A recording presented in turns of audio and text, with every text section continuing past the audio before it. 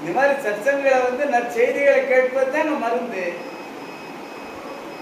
ஒரே குழப்பமா இருக்குது. குழப்பம் என்ற நோயிலிருந்து விடுதலை பெற வேண்டும் என்றால் தெளிவான ஒரு வார்த்தை கேட்டு தெளிவான ஒரு முடிவுக்கு வருவது மருந்து தான். 6000 பாடல்களுமே மருந்து தான். வள்ளல் பெருமானுடைய அருட்பா பாடல்கள் அத்தனையுமே மருந்து தான். இந்த பிறவி நோயிலிருந்து நம்மளை கரையேற்றுவது, பிறவி நோயிலிருந்து கரையேற்றுவது அருட்பா என்றால் அது மருந்து இல்லை. அது என்னதுங்க? அது நினைச்சு பாருங்க.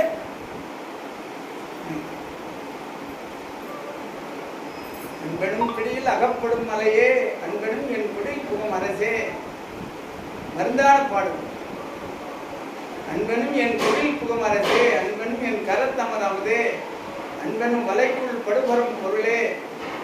எவ்வளவு அழகு பாருங்க. ஒவ்வொரு பாடல் நினைச்சு பாருங்க. மருந்தான பாடல்கள் தான். நம்மளை இந்த பிறவிலிருந்து கரையேற்றும் பாடல்கள், தேனாக தெவிட்டாத பாடல்கள். மற்ற உலகியல் பாடலுக்கும் அருட்பா பாடலுக்கும் நீங்க போட்டி வைங்க. இந்த பாடலே சாட்சி சொல்லுன்றார் பெருமான் ஒரு இடத்துல. நான் எழுதிய அருட்பா பாடல்களே சாட்சி சொல்லும் உங்களுக்கு. ஆண்டவங்கிட்ட உங்களுக்கு கொண்டு போய் சேர்க்கும் என்பதுக்கு அதுவே சாட்சி சொல்லுன்றார் பெருமான். அதெல்லாம் நீங்க ஊட்டி பார்த்துங்க. அதனால நான் பார்த்துட்டு சொல்ல வந்தேன். அப்பேரோட இன்பம் அப்படி ஆரம்பிச்சீங்கன்னா அது வைகிறே இருக்கும். பேரோட அற்புதம். சித்தியை பெறுவதற்கு மூலமாகிய சிவமருந்து இதுவே என்று உள்ளமெல்லாம் இனிக்கும். திருவருள் ஞானமாகிய மருந்தாம் அருட்பெருஞ்சோதியே. உங்களுக்கு அந்த ஞானம் இருந்ததுனால தான் இந்த இடத்துக்கு வந்துருக்கீங்க, சும்மா இல்லை. அந்த மருந்து உங்களுக்கு வேலை செய்யுதுன்னு அர்த்தம். மருந்து வேலை செய்ததுனால தான் ஐயோ அமைதியா திருவண்ணா மீன் காலம் கழிச்சுட்டு இன்னைக்கு தைப்பூசம் நெசப்பம் போயே ஆகணுமப்பா, போயே ஆகணும். சும்மா இரு மனமாகி பெண்ணே, சும்மா இரு. பேச்சு கேட்டு நான் மதி கட்டு போனதெல்லாம் போதும். இனியாயிலும் நீ அமைதியா இருந்தா அப்பா நீ துணி வர என்ன. நமக்குள்ள ஆடினுள் பெண்ணும் பெண்ணினுள் ஆணும் ரெண்டும் யுத்தம் நடந்துக்கிட்டே இருக்குது. நான் வந்துட்டு 4 நாளைக்கு முன்னிலேருந்தே சொல்லிக்கிறேன். அப்புறம் நீ என்னன்ற இங்கே போய் அங்கே போய் தலை காட்ட அப்படி போய் இப்படி போய் போகலான்ற. வேணாம், அந்த மாதிரி பேச்சே வச்சுக்காது என்கிட்ட. சைலண்டாக இருக்கு. என் வழியில் நில்லு, நீ இன்னும் உனக்கு குறை வராது, அமைதியாக இருக்கு என்று அந்த மனவாய் பெண்ணுங்க ஓட்டின்னு வந்து உட்கார வச்சுட்டு சொன்னார். மனமதி செம்மையானால் மந்திரம் ஜபிக்க வேண்டாம், மனமதி செம்மையானால் வாசியை அடக்க வேண்டாம், மனத்துக்கண் மாசிலனாதல் அனைத்தர நீலபெற என்று சொல்வாங்க. மனம் செம்மை என்பது மனமாகிய பெண் நம்மளுடைய பேச்சை கேட்குமாறு அதை அடக்க ஆகுது, வேற ஒன்றும் இல்லை. இது ஒரு டெக்னிக்கல் பெருமான் சொல்றாரு. என்ன டெக்னிக்கல்னா மந்திரத்தை இடைவிடாது சொல்லு.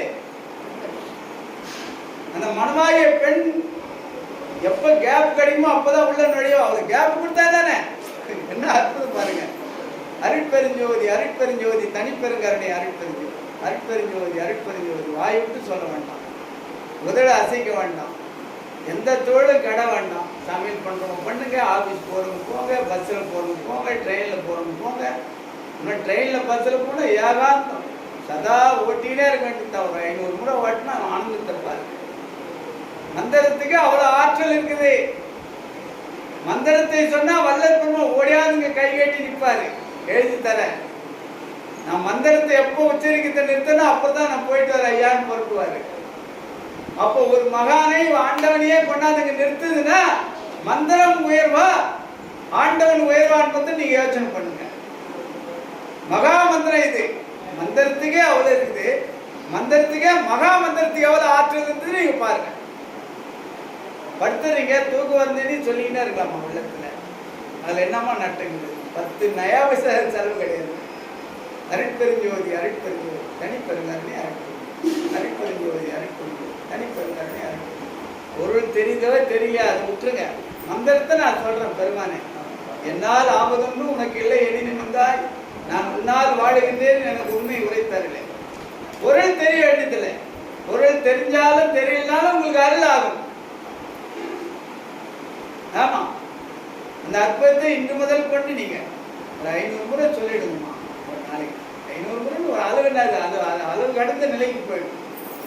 மனைவி மக்கள் குழந்தைகளோடு பேசிட்டு போதோட அவங்க கூட்டி கேட்குற சப்ஜெக்டுக்கு பதில் சொல்லிட்டு மறுபடியும் இங்கே வந்துடுவோம். நான் பார்த்தா கண்ணு பார்த்துருந்தாரு, எதை கேட்குற மாதிரி தான் இருக்கும். ஆனால் என்னுடைய நோக்கம்ல வேறவா இருக்கும், என்னுடைய நோக்கம் வேறவா இருக்கும். ஆனால் அங்கே சபையில் உட்காந்துதான் இருப்போம், மனைவி மக்களோட பேசியிருந்தா இருப்போம், அவங்க கேட்கறதுக்கு பதில் சொல்லுவோம். ஆனால் சொல்லிட்டு அடுத்த க்ஷணம் மந்திரம் சொல்றதுக்கு உள்ள ஓடி. அந்த மாதிரி பழக்கணும். வழக்கமாகிட்டீங்கன்னா பேரானந்த கழிப்பு உங்களுக்கு. அப்பேருடைய இன்பம் வயலாம் தித்திக்கும், மனமெல்லாம் தித்திக்கும், மதியெல்லாம் தித்திக்கும், மண்ணியமே என் அறிவெல்லாம் தித்திக்கும். அந்த தித்திப்பை நீங்க பார்க்கணும். அதுதான் சுவாமி இறந்தவரெல்லாம் எழுந்திட புரியும் சிறந்த வல்லமுறு திருவருள் மருந்தே. இறந்து போனவர்கள் எல்லாருமே மறுபிறப்பாக எழுக செய்கின்ற சிறந்த அருளாற்றலை திருவருள் மருந்தாகிய அருட்பெருஞ்சோதியே. சன்மார்க்க சங்கத்துக்கு வந்துட்டீங்க, மரணமில்லா பெருவாழ்வுல வாழலான்னு சொல்றாரு, வாழ்ந்து காமிக்கிறாரு. நமக்கு நம்பிக்கை இருக்குதா? எங்க தாத்தா 90, எங்க அப்பா அதே 90.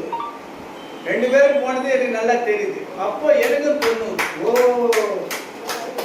இதை நான் மையா பிடிக்கிறேன்.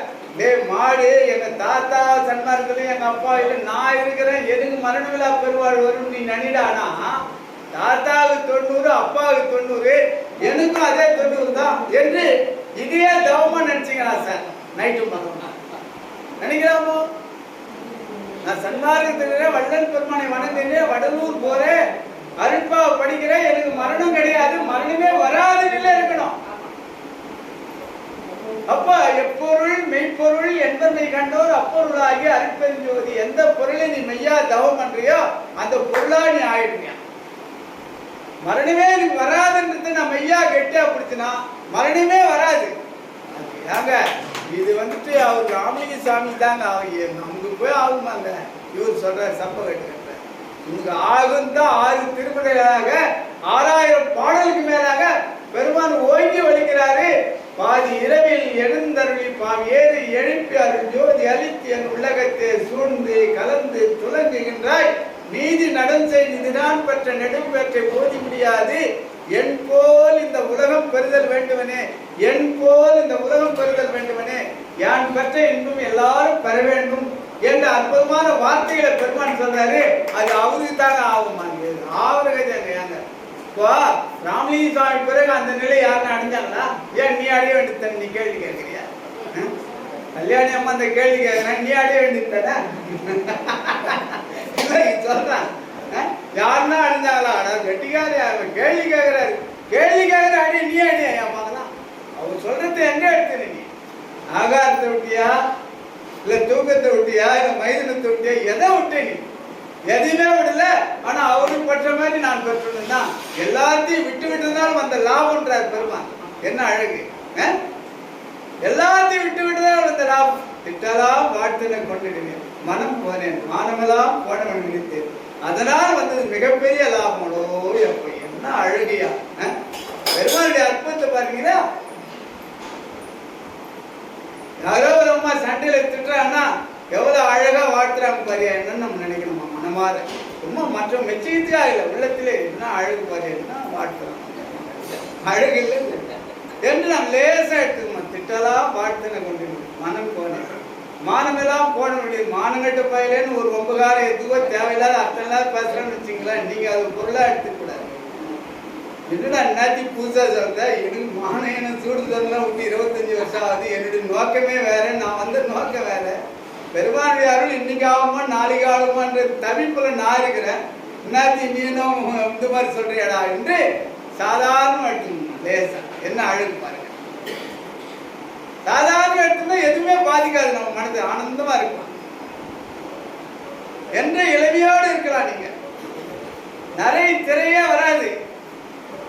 வாரியார் சுவாமி சொல்றாரு, நிறைய திரைக்கு முடி வெள்ளையா வந்தீங்க. முதல்ல ஒரு முடி வரும்போது அந்த அம்மா வந்து ஐயாவும் பதவி போய், ஆஹா நரமுடி வந்துருச்சியா, நரமுடி வந்துருச்சியா, நரமுடி வந்துருச்சியான்னு நினைக்கிறார்கள். லெட்ரு வந்துருச்சுன்னு இவருக்கு தெரியல. ஒவ்வொரு நரமுடியும் சத்தியமாக ஆண்டவர் லெட்ரு போறாரு, விழிப்பாருடா, இன்ஃபார்ம் பண்றாரு. உன்னுடைய சேட்டை உன்னுடைய செயல்பாடுகள் எல்லாம் மரணத்தை நோக்கி போய் கொண்டிருக்குது, ஜாக்கிரதையாரு. ஜாக்கிரதையா இரு. தலை நிறைய எத்தனை முடி இருக்கும், அத்தனை கடிதம் போடுறாரா பெருமாள். தெரியாம உனக்கு மரணம் வந்துடல, தெரிஞ்சுதான் வருது. வந்தா வரட்டும் மாதிரி இது நம்முடைய செயல்பாடுகள் எல்லாம். வந்தா வரட்டும், நீ எதிர்நோய்க்கு காத்திருக்கிற மரணத்தை இருக்கலாமோ? கடிதம் போடுறாரு. ஐம்புலன்களும் எல்லாமே ஸ்ட்ரைக் பண்ணுது. கண்ணு நல்லா தெரிஞ்ச கண்ணு ஏன் தெரிய மாட்டேங்குது, புற வந்துச்சுன்னா ஆப்ரேட் தான், லென்ஸ் வைக்கணும்னா. மாடு லென்ஸ் வச்சு ஆப்ரேட் பண்ணு, மாட்டுக்கு ஒன்றும் ஆப்ரேட் பண்ணலையே. எல்லாமே இயற்கையோடு ஒத்து இருக்குது, சிறப்பா இருக்குது. இந்த மாட்டுக்கு லென்ஸ் வைக்கிறான்னா ஜாகிரதையா இருக்கணும். அப்ப கருணையா நான் பார்க்கல, அதனால எனக்கு லென்ஸ் வச்சான்னு அர்த்தம். கருணை பார்வையில் என்கிட்ட அன்பா பேசல, அதனால வாய்க்கு சிக்கல் வருது. நல்ல ஞான நூல்களை வாசிக்கல, அதனால வாய்க்கு சிக்கல் வருது.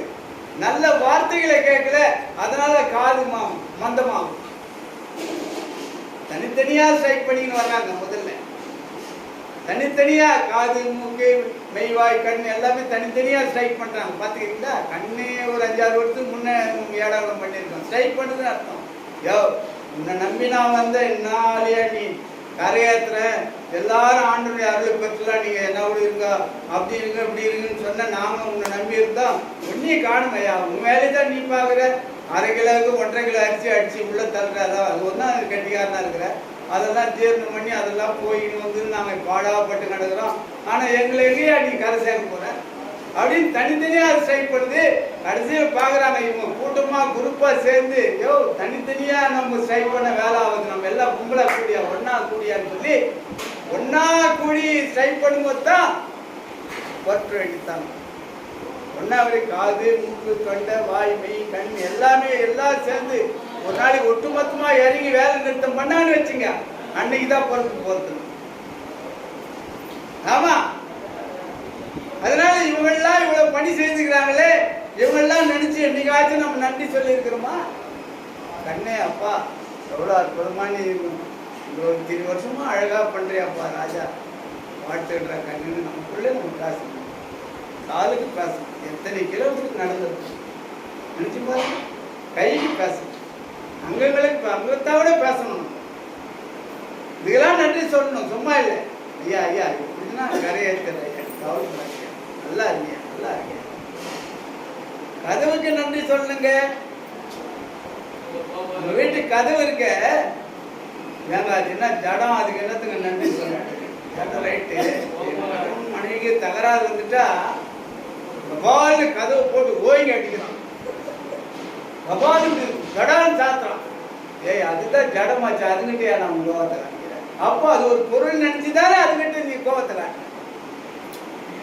அப்ப நலமா இருக்கிற மகிழ்ச்சியா இருக்க கணவன் அதுக்கு அது நன்றி சொன்னியா? தெய்வமே அருட்பெருஞ்சோதி அருட்பெருஞ்சோதி கதவு.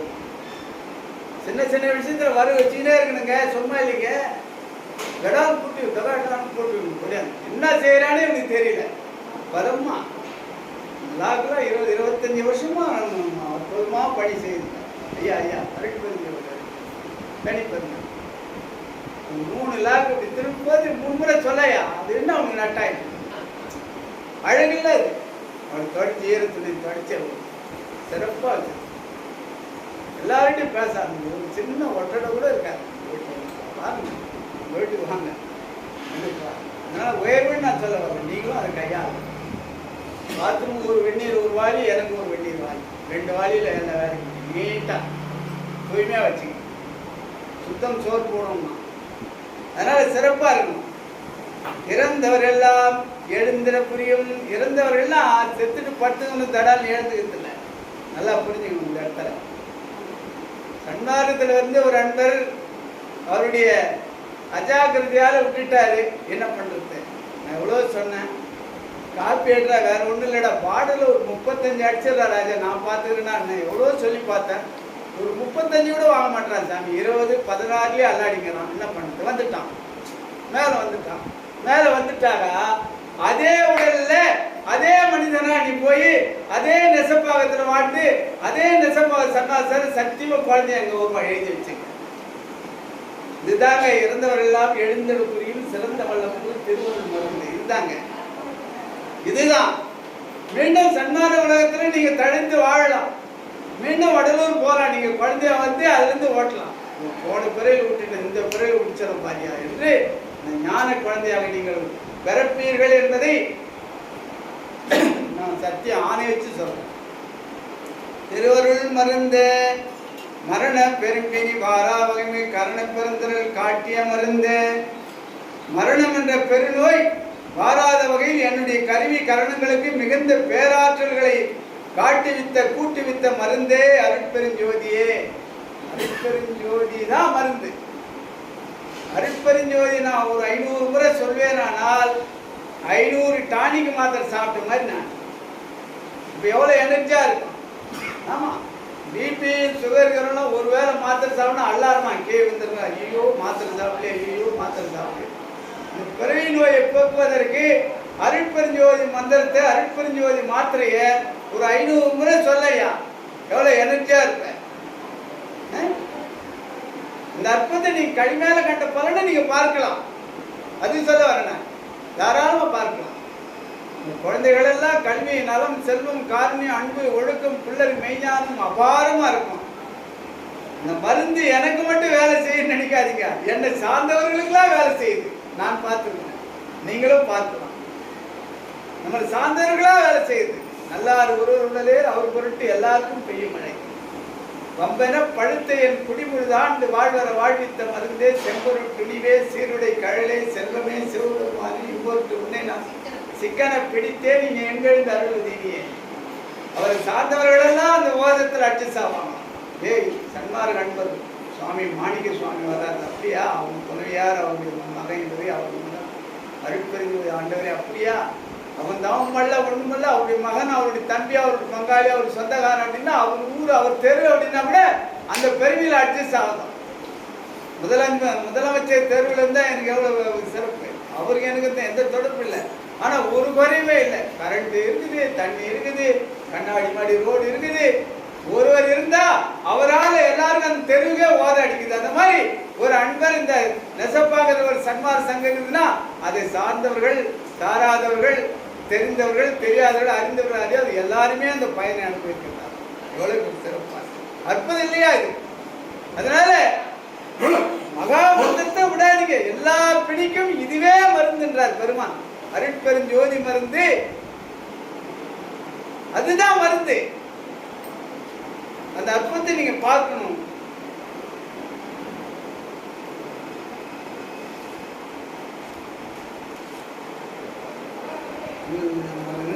மருந்து நல்கும் வைத்திய நாத மருந்து அருள் வடிவான மருந்து நம்முள் அற்புதமாக அமர்ந்த மருந்து.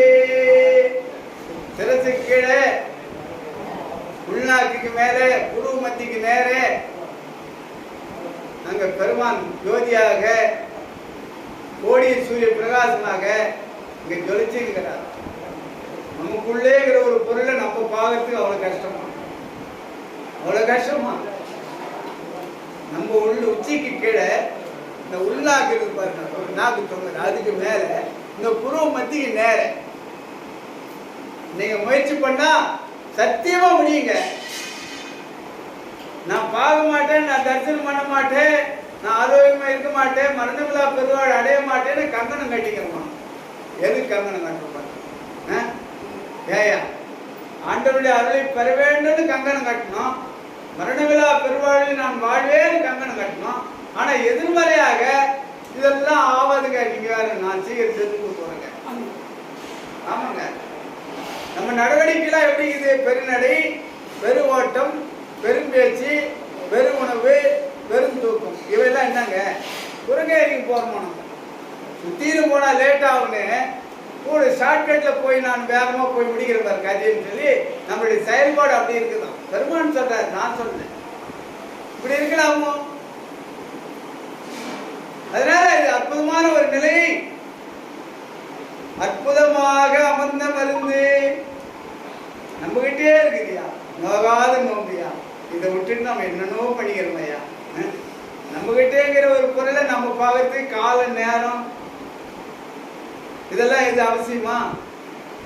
காலம் கடந்தானை காணற்கு காலம் கருதுவதே நெஞ்சே காலம் கருதுவேன். காலம் கடந்த மனம் இமைப்பொழுதும் என் நெஞ்சில் நீங்காதான் தாழ்வாழ்க நம்மொழியாம் எம்புள் நீ என்று உணர்ந்து உயிர் நலம் பரவ என்று உரைத்தது சிவமே என்று பார்க்கும்போது நமக்குள்ளே இருக்கிற ஒரு பொருளை ஒரு அக்கறை கொண்டு நம்ம பார்க்க வேண்டுமா பாண்டவா? பார்க்கணும். நீங்க இன்னைக்கு முயற்சி எடுங்க, டைரி போட்டு எழுதி வச்சுங்க. இன்னைக்கு வந்துட்டு நெசப்பாக சன்மார்க்க சங்கத்துல இன்று முதல் கொண்டு நான் துவங்கினேன், இந்த தவம் செய்யக்கூடிய ஒரு அற்புத செயலை துவங்கினேன்னு போட்டுட்டு நீங்க மூடி வைங்க. அடுத்த ஆண்டு இதே நாளில் நம்ம சந்திக்கலாம். என்ன நடந்தது, என்ன நம்ம ஆட்சின்றது நம்ம பேசுவோம். ஆமா, ஏற்கனவே கையிருப்பு தான் ஒரு வாரம் 10 நாள்ல உங்களுக்கு சுடர் விட்டு எரியும். கையிருப்பே இல்லைன்னா எல்லா வேலையும் நீங்க பார்க்கணும். எல்லா வேலையும் நீங்க பார்த்து பிரார்த்தனை பண்ணி பெருமாண்ட கெஞ்சி அழுது புரண்டு எழுந்து எல்லாத்தையும் உருவாக்கணும். ஆனா ஓரளவுக்கு எல்லாருமே ரெடியா தான் இருக்கீங்க. 10-15 நாள்லயே உங்களுக்கு திருவள்ளுவர் போட்டு. ஆனா பார்த்தான்றவங்களும் இருப்பார்கள், இல்லைன்னு சொல்லிட முடியாது. அதுவே இருக்கு. இருளற ஓங்கும் மருந்து, இருளை பார்க்கக்கூடிய மருந்து இங்கேயே இருக்குதுங்க. இந்த மாதிரி கை கெட்டு தூரத்திலே மருந்து எடுத்து வாய்க்கிடுவதற்கு காலம் என்ன, கணக்கு என்ன, கருதும் இடம் என்னன்றார் பெருமாள். மருந்து தெரிஞ்சாதானே அந்த மருந்தை நான் எடுத்து வாயில போட முடியும். முதல்ல மருந்தை நம்ம பார்க்கணும். உருண்டை ஆகுதா, டியூப் ஆகுதா, நீட் ஆகுதா, கட்டியா இருக்குதா, அது என்னன்றத பார்த்தாதான் அது பிறகு அதுல பெருமான் கொடுக்குறதா இல்லை நம்மளே எடுத்துக்கிட்டான்னு அவர்கிட்ட கேட்குறோம். அது அடுத்த கட்டம். இங்கே இருக்குது, கை கட்டி தூரத்திலே மருந்து இருக்குது. எவ்வளவு பெருசு. அதனால்தான் மாமருந்து இங்கே இருக்கிறதுன்னு சொல்லிதான் மகளிர்ல அந்த திலகமிட்டு காமிக்கிறாங்க. இங்கே இருக்குதுங்க. அப்படியா? இதனுடைய வெளிப்பாடு தான் இந்த திலகமிடுவது. ஜெகஜோதியாக செந்நிற மேனியாக ஆண்டவன் கருணாமூர்த்தி இங்கே இருக்கிறான் அப்படின்னு தான். இப்ப குளிக்காம நீராடாம தூய்மையாடாம குங்குமம் கொண்டு வைக்க முடியுமா? வைக்க முடியாது. நான் நீராடி 2 நாமத்தை சொல்லி இந்த குங்குமம் அணிஞ்சின்னு வந்துருக்குற நீ எப்படின்னு சொல்லி அந்த அம்மா வந்து நின்று இந்த அம்மா ஓடுறோமா உள்ள ஓடி குளிச்சுட்டு வேகமா அவ்வளோடா எப்போ அந்த அம்மா குளிச்சு வச்சு எல்லாம் வழிபாடெல்லாம் முடிச்சு குங்குமம் திறவிட்டு வந்து நிற்கிறாங்க. நாம் தூங்கி வந்து இப்போதான் பல்ல விட்டு தேங்கணும் வந்து நிற்கிறது. இந்த அம்மா ஓடணும் வந்து பூங்கொட்டிட்டு பேசின்னு இருக்கக்கூடாது. நம்ம இந்த மாதிரி நிலைன்னா முன்னிலை என்ன, 2 பேருமே தூய்மையாகி பூஜை முடிச்சு பூஜை புனசாரம் முடிச்சு திலகமிட்டு 2 பேருமே இருந்தா நீங்க பரிமாற மாட்டாங்க. ஒரு அம்மா அப்படி இருக்கிறாங்கன்னா அவங்க கிட்ட நீட்டி பேசாத. நீ நம்மளுடைய ஆற்றல் அங்க போய் நிலையத்துக்கு வாய்ப்பு இருக்குது. அதனால சொல்ல வரேன். சஞ்சலம் தீர்க்கும் மருந்து சன்மார்க்க சங்கம் தானே சஞ்சலம் தீர்க்குங்க. எத்தனையோ கோயில்களை போய் தேங்காய் உடைக்கல வாங்கின்னு சொல்லி சண்டை போட்டாலும் நான் பார்த்துக்கிறேன். கணவன் மணி தேங்காய் உடைக்கல இந்த ஆளை புடிச்சுனா கட்டிக்கின்னு நான் என்னத்தை அடினேன். தேங்காயே வாங்கி கொடுக்குறாரு. தேங்காய் ஒரு தத்துவம். தேங்காயை போட்டு உங்களுக்கு வாழ்க்கை அமைய வேண்டும்ன்றார் பெருமான். தேங்காயா யார் கேட்டு? தேங்காயா தான் கேட்குறேன். தேங்காயை போட்டு தேங்காயை பிரிச்சு ஆணவம் கண்ணும் மாயை மாமாயை துரோதயம் என்று சொல்லக்கூடிய மட்டைகள் பிரிஞ்சினே வரும். பெரிய மட்டையை உரிச்சுன்னா உள்ள தேங்காய் இருக்கும், அதை உடைச்சுன்னா உள்ள வள்ளையா தேங்காய் இருக்கும், அது உள்ள பூ இருக்கும், தண்ணி இருக்கும், தனித்தனியா இருக்கும். ஆனா ஒரு கூட்டு குடும்பமா இருக்கும். தேங்காயை பாருங்க, பிரிச்சா தனித்தனியா பிரியும், ஆனா ஒரு கூட்டா இருக்கும். அது மாதிரி குடும்பத்துல நீரு, ஆனா உன்னுடைய நிலைப்பாடு தனியா இருக்கணும். தனித்திரு விழித்திரு பசித்திருன்ற நிலையில நீ தனியா இருக்கணும். இது மாதிரி உன் வாழ்க்கை அமைச்சிக்கோன்னு சொல்லிதான் தேங்காயை உடைக்க சொன்னாங்க. ஒழிய தேங்காயா கடவுளுக்கு? தேங்காய் கிடையாது. தேங்காயை உடைக்க வேண்டிய அவசியமும் கிடையாது. ஒண்ணு செய், ஆண்டவனுக்கு கொடுக்கணும்னு ஒரு எண்ணம் தான் தேங்காயை உடைச்சி அது துருவி சீனி கலந்து வரவங்க போறவங்களாம் அள்ளி கொடுங்க, உடனே அருளாகும். ஆனா தேங்காயை வச்சு சுவாமி உடைச்சு தேங்காயை யாருக்கும் கொடுக்கக்கூடாது. பையில போட்டு கெட்டியாதவங்க தான் வச்சதுதான் மூலையில் அப்படியே காஞ்சி எடுத்து குப்பை தொட்டி போறோம்னா நான் பார்த்துக்கிறேன். ஐயா அங்கேயே உடைச்சு 4 பேருக்கு கோயிலில் கொடுத்துருக்கலாம், அருளாயிரம். அதையே விட்டுட்டேன். தேங்காயை உடைக்க வேண்டிய வேலையில் தேங்காய் உடைச்சதுக்கு பதில உண்டியில காத்து போடுறதுல இல்லை ஒரு ஏழைக்கு தர்மம் பண்ணிருக்கலாம். அதை விட டபுள் பங்கா அருளாயிருக்கும். அதையும் விட்டுட்டேன். சரி எட்டாம் நீங்க செய்தாலும் சாப்பிட்டு பொருளாயில் உணவாயில் வச்சு அதையும் விட்ட. இந்த மாதிரி ஏமாறு எவ்வளவு பேர் இருக்காங்க. சஞ்சாலம் தீர்க்கும் மருந்து. சன்மார்க்கத்துல ஒரு மனிதன் கெட்டுட்டான்னு சொல்லுங்க, 1 கோடி ரூபாய் நான் தரேன். ஓன்னு பெருமான் வச்சுக்கிறார். என்னைக்கு உங்ககிட்ட ஒழுக்கம் வந்துருதா உனக்கு என்னையா செலவு இருக்குது? என்ன செலவு இருக்கு? டீ சாப்பிட்ற செலவு கூட நமக்கு கிடையாது. எது மேலேயும் ஆசை போறது கிடையாது. ஆனந்தமா இருக்கு. 3 வேளை கொஞ்சம் உணவு சாப்பிட்டு பேரானந்தமா இருக்கிறோம். நமக்கு என்ன குறை? சன்மார்க்கத்துக்கு யார் கேட்டாங்க? ஓன்னு வச்சிருக்காரு பெருமான். சிறப்பா இருக்கும். ஆரே தானாய் தழக்கும் மருந்து, அஞ்சல் என்றாலும் மருந்து, சச்சிதானந்தமாக அமர்ந்த மருந்து. அஞ்சாத சன்மார்க்கத்தில் இருக்கிறீங்கன்னா ஒரு வினையும் ஒன்று அணுகாது, கிட்டவே வராது, எதுவுமே வராது, உன் பக்கமே வராது, ஓட்ட நடிந்தான். சிஎம்க்கு சித்தப்பா பிள்ளை இவருன்னா யார் வருவோம் அந்த உலகில? அப்படியே வள்ளல் பெருமானுடைய பிள்ளைங்க, வள்ளல் பெருமானுடைய குழந்தைங்க வரல அப்படின்னா யார் வருவா உங்க கிட்ட?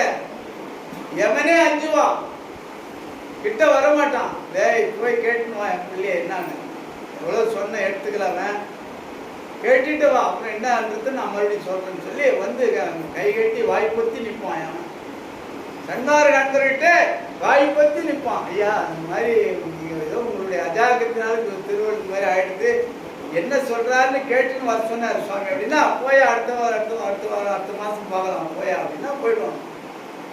எவன் அஞ்சுவான்? சன்னார் நண்பர்களை பார்த்து எவன் அஞ்சுவான்? பிறப்பை ஒழிக்கும் மருந்து. பிறக்கிறது எத்தனையோ பிறகு பிறந்திருக்கிறோமா, புல்லாய் புடாய் புழுவாய் மரமாய் மிருகமாய் பறவையாய் பாம்பாய் கல்லா மனிதனாய் பேயாய் கணங்கராய் வல்ல அசுரராய் முனிவராய் தேவராய் பெருமானை பெருமானை 500 ஆண்டு அகார பாலைவனத்துல மரமா நின்று கற்றுருக்கணும். நம்புவீங்களா? சும்மா கட்டாது, சும்மா வந்ததா? 500 ஆண்டுங்க. எத்தனையோ ஆண்டவர்களே போக்குவரத்துல பாப்பி எங்கேயோ இவரை பார்த்த மாதிரின்னு நினைப்பீங்க. நினைச்சிருக்கீங்களா? நினைச்சிருக்கீங்க. எங்க பார்த்தோம்? எத்தனையோ பேர்கள நான் வலதுல மாடா போயிருப்போம், அவர் இடத்துல போயிருப்பேன். பார்த்த மாதிரியே இருக்கான், ஆனா எங்கேயும் பார்க்கல, ஆனா பார்த்த மாதிரியே இருக்குது. யாரு அவரு? எத்தனையோ பேர்கள மரமா இருக்கும்போது அவர் ஒரு பக்கத்துல நின்று நான் ஒரு பக்கத்துல நின்று 2 பேருமே பெருமானே பெருமானே பெருமானே. ஐயா என்ன கண்டி மனிதனா படிச்சு பாருயா, மனிதனா மட்டும் படிச்சிரு, வேற ஒண்ணும் இல்லை. பாருங்க என்ன அற்புதம் பண்றேன், மற்ற உயிர்களுக்கு எவ்வளவு உபகாரம் பண்றேன், எப்படிலாம் செய்யறேன், ஆண்டவருடைய அருளை நான் தவம் பண்ணி எப்படி நான் பெற்றுக்கிறேன்னு நீங்க பாருங்க. மனிதனா மட்டும் என்ன படிச்சு பாருங்க அப்படின்னு கெஞ்சி கூத்தாடி நம்ம மனிதனை கிடைக்க பெற்று இங்க என்ன வேலை நம்ம செய்திருக்கிறோம், என்ன வேலை செய்யறோம் என்பதை நாம் நினைச்சு பார்க்கணும். மனிதன் மட்டும்தான் நினைப்பவன் என்று பொருளுங்க. மனிதன்னா நினைக்கக்கூடிய ஆற்றல் உடையவன் மனிதன். எங்கிருந்து வந்திருக்கின்றோம், எங்கே செல்ல இருக்கின்றோம், எவற்றை கொண்டு வந்தோம், எவற்றை கொண்டு செல்ல இருக்கணும் என்பதை நினப்பு இருந்துனே இருக்கும். நினப்புதாயா பழப்பு கெடுத்துதன். நினைச்சுக்கிட்டே பாடுபாடு நினைக்காது, அது தப்பு இல்லை. ஆனால் மனிதன் நினைக்கக்கூடியவன் நினைச்சுக்கிட்டே இருக்கும். நினைக்கணும், நினைந்து நினைந்து 2 வாட்டி போட்டார் பெருமானத்தை. நினைப்பு மறந்துட்டியாப்பா, அந்த வேலையை விட்டுட்டு எந்த வேலையை செய்துக்கிற மறந்துட்டியாப்பா, நினைப்பா நினைப்பா நினைப்பா நினைப்பா. வாழ்க்கை வாழ்றதுக்கு ஒவ்வொரு நிமிடமும் வாழணும். அப்புறம் வாழ்ந்துக்கலான்னு விட்டு வைக்கக்கூடாது, நாளைக்கு வாழ்ந்துக்கலான்னு விட்டு வைக்கக்கூடாது. இன்றைக்கு வாழணும், கரண்ட்லயே வாழணும், இப்போ வாழணும், இந்த நிமிடம் வாழணும். பெருமானுடைய அருள் கொடை இந்த வாழ்க்கை என்பது ஆண்டவருடைய அருள் கொடை. அதனால விரைந்து படிகடந்தேன் மேற்பால் அமுதுண்டேன் பெருமான். விரைந்து அருளை பெறுவதற்கு ஆன முயற்சிகளை நாம் மேற்கொள்ள வேண்டும். அதனால வேலையெல்லாம் விட்டுட்டு நீங்க நடுவுட்டு உட்கார்ந்து சொல்லலை. எல்லாரும் எத்த வேலையை செய்தாலும் ஏதவத்தை புரிந்தாலும் முத்தர்மணம் ஓணத்துக்கு என்பது இணங்க சதா ஆண்டவருடைய ஞாபகத்தோடு நீங்க குடும்பத்தை நடத்துறது தான் ரொம்ப பிடிக்கும் பெருமானுக்கு. சம்சாரிகள் தான் பெருமானுக்கு ரொம்ப பிடிக்கும். சன்னியாசிகள் பிடிக்காது, சம்சாரிகள் தான் பிடிக்கும். சம்சாரிகளை கரையேற்றுவதற்காக வந்தவர் தான் நம்முடைய வள்ளல் பெருமான். சம்சாரிகளை கரையேற்றுவதற்கு. சம்சாரிகள் தன்னுடைய உழைப்பில் அவனும் சாப்பிடுவான், மற்ற உயிர்களுக்கும் உபகாரம் செய்யறானா அவனோட உயர்ந்த உத்தமன் இந்த உலகத்துல யார் இருக்க முடியன்ற. சன்னியாசின்னு சொல்றான், யார் உழைப்புல நீ சாப்பிட்டுட்டு சன்னியாசின்ற யார் யார் சொன்னா? இவர் நம்ம உழைப்புல இவர் சாப்பிட்டுட்டு நம்மளே மட்டும் தட்டு வரான். சம்சாரிகளை அருளாவது நாங்க சன்னியாசி எங்களுக்கு தான். அதே அப்பா என்ன ஏமாத்துறியா? ஐயோ நல்லா இருக்குது இந்த பஜனை. எங்க உழைப்புல சாப்பிட்டுட்டு நாங்க காரையார் மட்டும் இவரு காரையாருவோம். நல்லா இருக்கு இந்த கதை. சுவாமி கேட்கிறாரு, குடிச்சு வாங்குறாரு. எவ்வளவு தைரியத்தை கொடுக்குறாரு நமக்கு பெருமாள்.